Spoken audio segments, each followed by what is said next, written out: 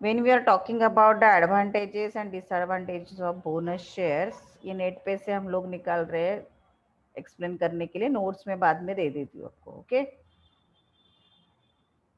For share holders what is the advantages of bonus shares? Immediate realisable. Okay, मतलब bonus shares immediately can be sold in the market and share holders को उसके against में पैसा मिल सकता है. अगर उनको वो शेयर्स नहीं चाहिए तो वो मार्केट में बेच के पैसा जमा कर सकते हैं. बोनस शेयर्स के ऊपर कोई भी टैक्स नहीं लगता है.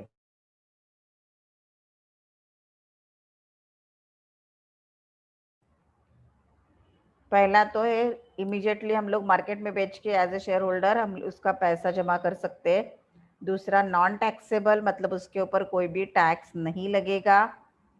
तीसरा फ्यूचर इनकम बढ़ेगा, यानी नंबर ऑफ शेयर्स उनके पास के बढ़ गए तो उनके ऊपर मिलने वाला डिविडेंड भी बढ़ेगा. सो ओवरऑल उनका फ्यूचर इनकम भी बढ़ेगा. ओके, और good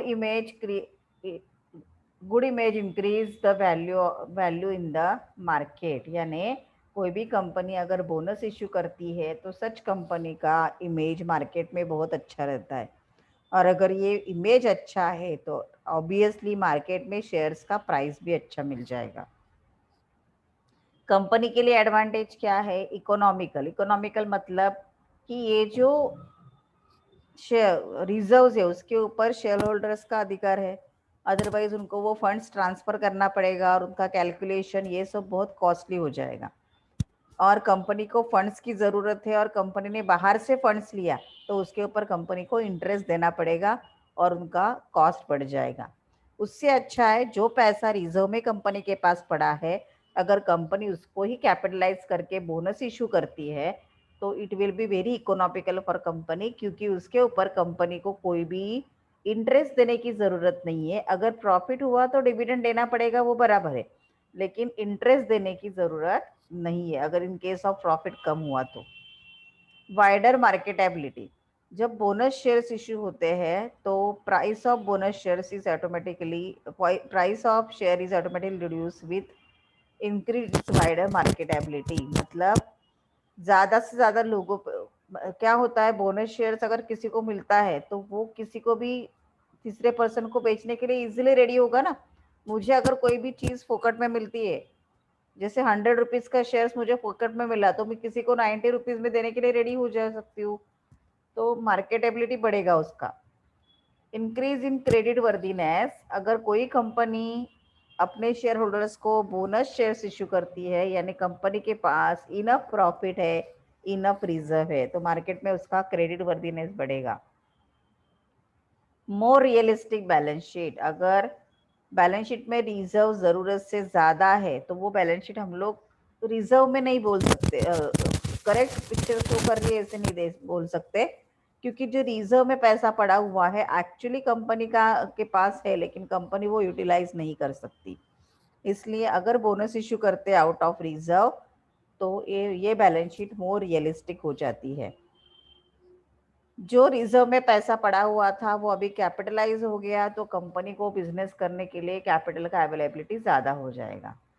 okay, unaltered liquidity position. Company को अपना कुछ भी पोजीशन, लिक्विडिटी पोजीशन चेंज करने की ज़रूरत नहीं है.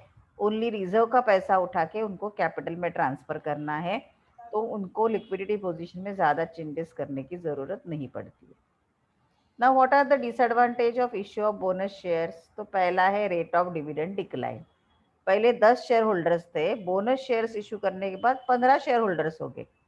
इमीडिएटली कंपनी का प्रॉफिट तो नहीं बढ़ेगा, प्रॉफिट तो उतना ही रहेगा, राइट, थोड़ा बहुत बढ़ेगा लेकिन इमीडिएट बेसिस पे प्रॉफिट नहीं बढ़ेगा. तो इन सच ए केस क्या होगा कि नंबर ऑफ शेयर्स बढ़ने की वजह से रेट डिविडेंड हर एक को जो मिलने वाला है वो कम हो जाएगा और रेट ऑफ डिविडेंड कम हो जाएगा. Okay, then speculative dealing. It will encourage speculative dealings in the company shares. मतलब कंपनी के शेयर्स बेचना खरीदना ये ज़्यादा बढ़ जाएगा. Foregoes cash equivalent. मतलब when partly paid up shares are converted into fully paid up shares, company foregoes cash equivalent to the amount of bonus so applied for this purpose. मतलब कभी कभी क्या करते हैं कि बोनस इशू शेयर्स में करने से अच्छा है जो पार्टली पेड अप है। यानी देखो आपको मालूम है किसी भी शेयर्स के ऊपर कंपनी 10 रुपए का शेयर है तो 10 का 10 रुपए एकदम नहीं मंगवाती, 2-2 रुपए मंगवाती है। तो लास्ट पेमेंट करना बाकी था शेयर होल्डर्स का, फाइनल पेमेंट, तो वही उनको बोनस दे दिया।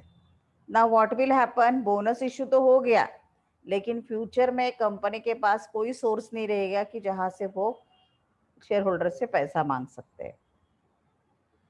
चौथा है issue of bonus shares is, उसके लिए बहुत सारा प्रोसीजर करने की जरूरत है। सेबी का, government through SEBI must be obtain, right, approval होना चाहिए गवर्नमेंट का।